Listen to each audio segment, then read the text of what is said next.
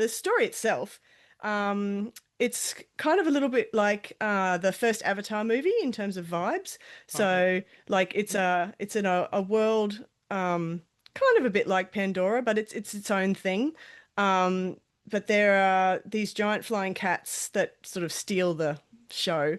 Yeah. Um, and there's so it's a science fan. I call it a science fantasy because the this it's it's got this like electromagnetic um magic. Right. So there's science behind it, but the way it kind of acts is in a more magical way. Yeah. Kind of like, I call Star Wars a science fantasy because the Yeah. the Force is basically magic. Magic. Yeah. Um, so it's a similar kind of feel. This is not hard science fiction. Mm. Um, and so yeah, you got this guy. He finds himself in enemy territory, which is the rebels. And he was kind of sent out to betray them, betray their location because the colony didn't know where they were. But then gets looked after by them, and then he starts actually like seeing their way of life and caring for them and questioning all the assumptions that he's been told. Mm. And then he's got to work out what he wants to do about that. Because he's got his family back home that like are relying on him to come back and help them out of the trouble that they're in. And then he's got this new family that have adopted him. Mm. Um, and yeah, so there's a lot of tension in there. There's a romantic tension. There's betrayal.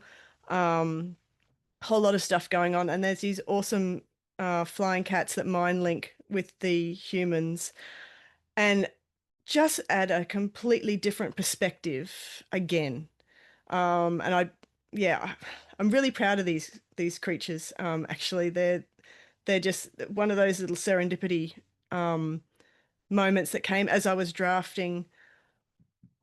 Um, because I knew they were huge and majestic and flying and stuff, but it wasn't until I was actually writing the draft that I discovered the essence of them and what made them special, and then I knew my climax. And I knew exactly how this was going to end, and it was Mm. going to be um a very different kind of ending to your typical science fiction book.